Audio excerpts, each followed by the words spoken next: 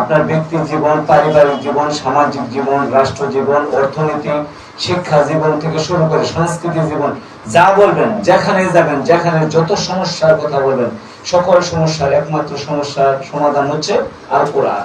এর বাইরে কোনো কিছু নেই।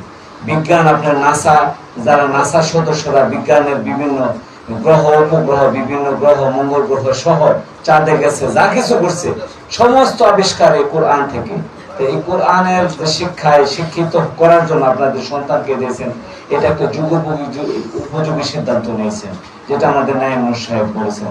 এই সময়, এই যে গুরুত্বপূর্ণ সময় বাচ্চাদের, এই সময় আপনারা কোরআন শিক্ষা করতে দিয়েছেন।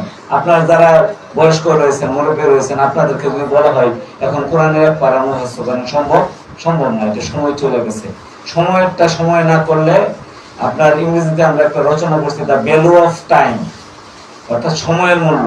আবার ইংরেজিতে আরেকটা প্রবাদ বাক্য আছে, time and tide wait for none, সময় এবং নদীর স্রোত এটা কার জন্য অপেক্ষা করে না। এবং সময়ের জন্য আল্লাহ পাক সূরা আসর নাযিল করেছে, সময়ের কসম খাইছে আল্লাহ পাক, ওয়াল্লাহ আসর, সময়ের কসম। অর্থাৎ মানুষের জীবনে সময় অত্যন্ত গুরুত্বপূর্ণ একটা জিনিস। কারণ আল্লাহ পাক আমাদেরকে মৃত্যু তৈরি করছে আগে, তারপর হায়াত দিচ্ছে একটা নির্ধারিত গণ্ডির মধ্যে। এটা আমি আপনি জানি না কবে মারা যাব, কিন্তু আল্লাহ পাক আমাদের হায়াত নির্ধারণ করা আছে। এর বাইরে 1 মিনিট এদিক সেদিক যাওয়ার কোনো সুযোগ নাই। সেহেতু এই সংক্ষিপ্ত সময়, দুনিয়ার এই সংক্ষিপ্ত সময়কে আমাদেরকে কাজে লাগাইতে হবে। কাজে লাগাইতে পারলে ইহকালীন জীবনের শান্তি এবং পরকালীন জীবনের মুক্তি পাওয়া সম্ভব। এর বাইরে কোনো কিছু সম্ভব না। সেহেতু এই যে ছোট ছোট বাচ্চারা কোরআন তেলাওয়াত করতেছে, এখন মুখস্থ করতেছে, আমার ছেলেও আপনাদের ছেলেদের সাথে পড়াশোনা করে, এই যে করতেছে, এই কোরআন মুখস্থ তো আমি করতে পারি না, হাফেজ তো আল্লাহ পাক আমাকে হওয়ার তৌফিক দিচ্ছে না। আপনারা তৌফিক দিচ্ছেন, কিন্তু আপনার সন্তানটা হাফেজ হবে। আমাদের প্রায় 2 বছর এই প্রতিষ্ঠানের বয়স, এই 2 বছরের প্রথম হাফেজ হচ্ছে।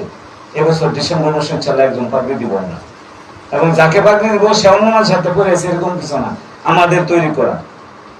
এরপরের বছর ইনশাআল্লাহ আমার ছেলে সহ আর 6-7 জন রেডি আছে। এরা ইনশাআল্লাহ 2 বছর 3 বছর 3 মধ্যে আর কি, অলরেডি 2 বছর হয়ে গেছে। আগামী পরে 1 বছর অথবা 26-এর মধ্যে আর অনেক হাফেজ বের হবে ইনশাআল্লাহ। আমরা এই প্রতিষ্ঠানদেরকে এই যুগের শিক্ষার মাধ্যমে, বিজ্ঞান ভিত্তিক তথ্য প্রযুক্তি শিক্ষার মাধ্যমে এই কোরআনকে আপনাদের সম্মুখে আপনাদেরকে পরিচিত করে দিতে চাই, এবং এই পরিচয় করে দিয়ে এই প্রতিষ্ঠানকে একটি আন্তর্জাতিক মানের প্রতিষ্ঠান হিসেবে তৈরি করতে চাই, যেটা আমাদের একটা লক্ষ্য আছে। সেই লক্ষ্যে আমরা ইতিমধ্যে আগাইতেছি, এবং সেটা যদি আপনারা সহযোগিতা করেন, আমি বারবার বলি আপনাদেরকে সহযোগিতা করি। কি সহযোগিতা? আমরা কিন্তু এই মাদ্রাসা কারো টাকা নেই না, ওয়াজ হয়েছে না, ওয়াজে মাইকে বলছি যে কারো কোনো টাকা দেওয়া লাগবে না, আপনারা ওয়াজ শুনেন, ওয়াজ শুনে চলে যাবেন, কোনো টাকা পয়সা দেওয়া লাগবে না, শুধু দোয়া করবেন। তাহলে আমরা টাকা পয়সা চাই না, তাহলে আপনাদেরকে 2টা সহযোগিতা চাই, একটা হচ্ছে দোয়া, আর একটা হচ্ছে ছাত্রছাত্রী দেওয়ার সহযোগিতা করা। উপস্থিত হয়েছেন আমাদের পার্শ্ববর্তী মসজিদের সম্মানিত ইমাম, পেশ ইমাম এবং খতিব হযরতুল আল্লামা হযরত মাওলানা মুফতি আব্দুল্লাহ মামুন সাহেব। উনি আমারে এই উদ্যোগী হওয়ার জন্য উনি আমাকে কি বলে যে প্রেরণা জুগিয়েছেন। এই ছাত্র, তারপরে আমার ছেলে হাফেজ বানাবো, এই জন্য চিন্তা করছি। সিদ্ধান্ত ছিল 9 জন ছাত্র নিব, আমার ছেলে একজন, 10 জন, মাত্র 10 জন ছাত্র পড়া। 10 জন হওয়ার পরে 2-3 মাস পরে বাড়তে বাড়তে এখন 70-এর কোটা ছাত্র। এবং ছাত্র আমরা তো 22 ছাত্র না, আমরা সব ছাত্র নেই যে এরকম কোনো কথা না। আমরা জেনারেল শিক্ষার সাথে সমন্বয় করে প্রতিষ্ঠানে আমরা পড়ানোর কারণে আপনারা জেনে থাকবেন, যারা পড়ান, যারা অভিভাবক তারা তো জানেনি, আমাদের বেতনটা অন্যান্য প্রতিষ্ঠানতে একটু বেশি।